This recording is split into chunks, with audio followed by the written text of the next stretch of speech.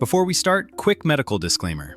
A juice-only diet is not appropriate for diabetics, people with blood sugar disorders, pregnant or nursing women, children, or anyone with certain medical conditions.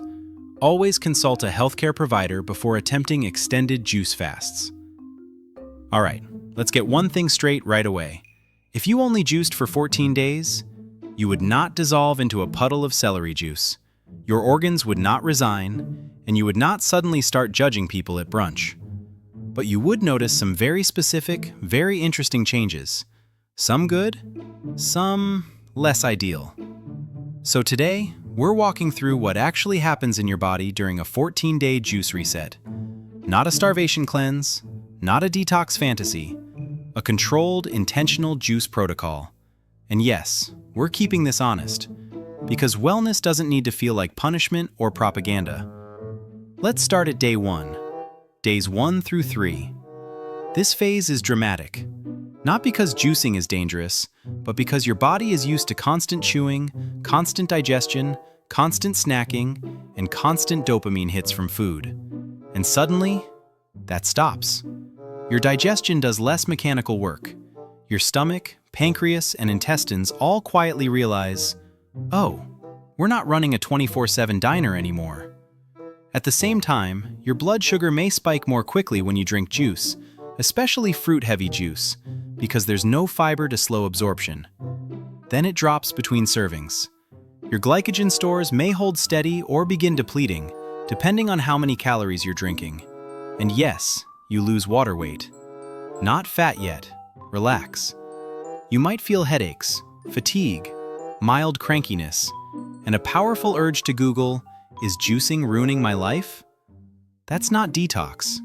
That's carb withdrawal and electrolyte loss. Pro tip: add a pinch of salt to your water. No, that's not cheating. Yes, it helps almost immediately. Now days 4 through 7. This is the phase where people go, oh, okay, I get why people do this. Your digestion feels lighter, your bloating drops, your energy becomes oddly steady, assuming you're actually drinking enough juice. Why?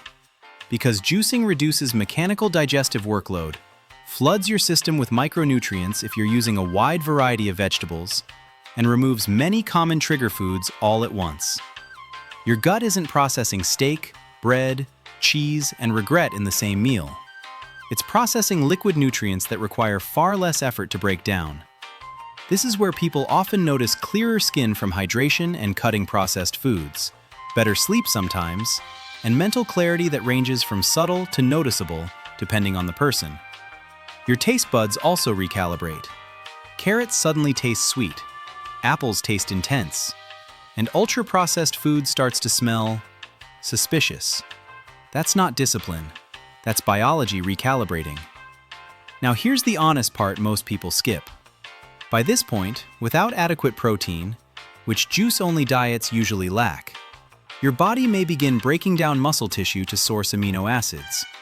That matters, and it shouldn't be ignored. Days 8 through 11. This phase is underrated, and also the most concerning. By now, blood sugar patterns may feel more erratic for some people, especially if juices are fruit-heavy. Your digestion may feel easier because the workload is lower, but your gut actually needs fiber long-term for optimal health. Your body is also adapting to little or no protein intake. This is where people report feeling lighter, less puffy, and easier in their movement. Some experience joint relief from reduced weight and fewer trigger foods. Some feel mentally calm. Others feel slightly foggy or weak. Not, "I'm floating through space" calm. More like, why does everything feel muted? And yes, weight usually drops here. Mostly from caloric deficit, water loss, glycogen depletion, and reduced digestive contents. Not magic fat loss, not detox. Important reality check. High sugar intake from fruit-heavy juices can actually be pro-inflammatory. If you're feeling better, it's likely because you removed processed foods and allergens, not because juice itself is inherently anti-inflammatory. Now days 12 through 14. This is where juicing stops feeling like a challenge and starts feeling like a tool. Your digestive system has had reduced mechanical stress. Your micronutrient intake has been high if you've used varied vegetables. And your relationship with food often feels quieter. People describe clean energy if calories are sufficient, clear hunger signals, or constant hunger if they're undereating, less obsession with food, a reset in eating patterns. Not because juice is superior forever, but because your body experienced simplicity. By day 14, though, deficiencies are likely creeping in.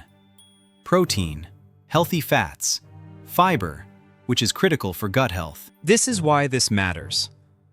Juicing is not meant to be permanent. It's a reset, not a lifestyle sentence. Let's be adults for a second. Juicing does not cure diseases. It does not detox your liver or kidneys. They already do that. It does not replace protein long-term. It does not turn you into a higher being. And it does not fix a terrible diet forever.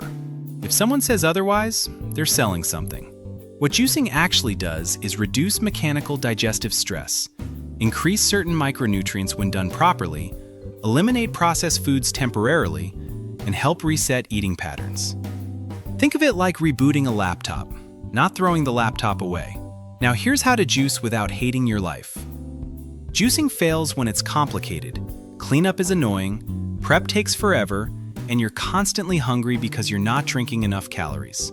If juicing feels like a part-time job, you won't stick with it. That's why having simple juicing tools matters more than motivation. A good juicer, a sharp knife, containers that don't leak everywhere. If you want juicing to actually be realistic for real humans, not wellness influencers with unlimited time, check the description.